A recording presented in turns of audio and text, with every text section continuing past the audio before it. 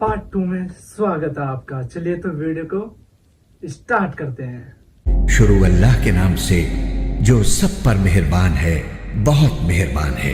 हमने नूह को उनकी कौम के पास भेजा कि अपनी कौम को खबरदार करो, कबल इसके कि उन पर कोई दर्दनाक अजाब आ खड़ा हो। चुनाचे उन्होंने अपनी कौम से कहा कि ऐ मेरी कौम, मैं तुम्हारे लिए एक साफ साफ खबरदार करने वाला हूँ कि अल्लाह की इबादत करो और उससे डरो और मेरा कहना मानो।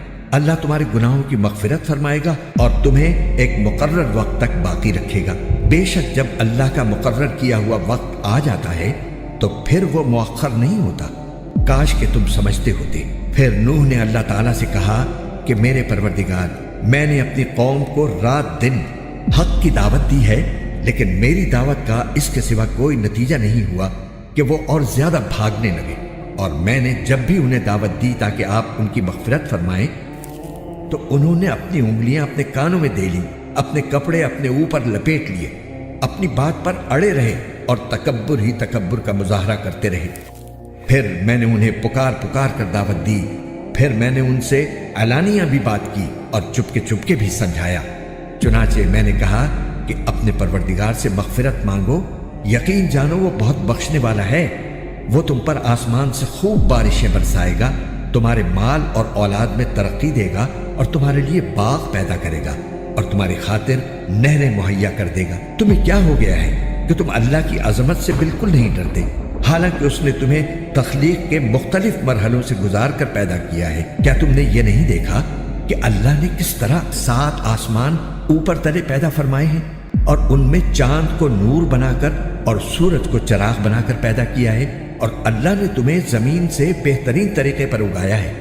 फिर वो तुम्हें दोबारा उसी में भेज देगा और वहीं से फिर बाहर निकाल खड़ा करेगा। और अल्लाह ने ही तुम्हारे लिए जमीन को एक फर्श बना दिया है ताकि तुम उसके खुले हुए रास्तों पर चलो।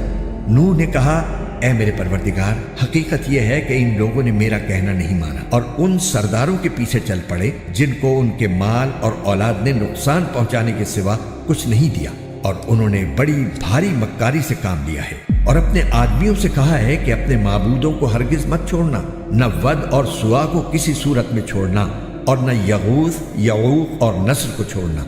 इस तरह उन्होंने बहुत सौ को गुमराह कर दिया है। लिहाजा या रब, आप भी इनको गुमराही के सिवा किसी और चीज में तरक्की न दीजिए। इन लोगों के गुनाहों की वजह ही से इन्हें गर्क किया गया, फिर आग में दाखिल किया गया और इन्हें अल्लाह को छोड़कर कोई हिमायती मुयस्सर नहीं आए। और नूह ने भी ये कहा कि मेरे परवरदिगार, इन काफिरों में से कोई एक बाशिंदा भी जमीन पर बाकी न रखिए। अगर आप इनको बाकी रखेंगे तो ये आपके बंदों को गुमराह करेंगे और इनसे जो औलाद पैदा होगी वो बदकार और पक्की काफिर ही पैदा होगी। मेरे परवरदिगार, मेरी भी बख्शिश फरमा दीजिए, मेरे वालिदैन की भी, हर उस शख्स की भी जो मेरे घर में ईमान की हालत में दाखिल हुआ है, और तमाम मोमिन मर्दों और मोमिन औरतों की भी। और जो लोग जालिम हैं उनको तबाही के सिवा कोई और चीज अता न फरमाइए।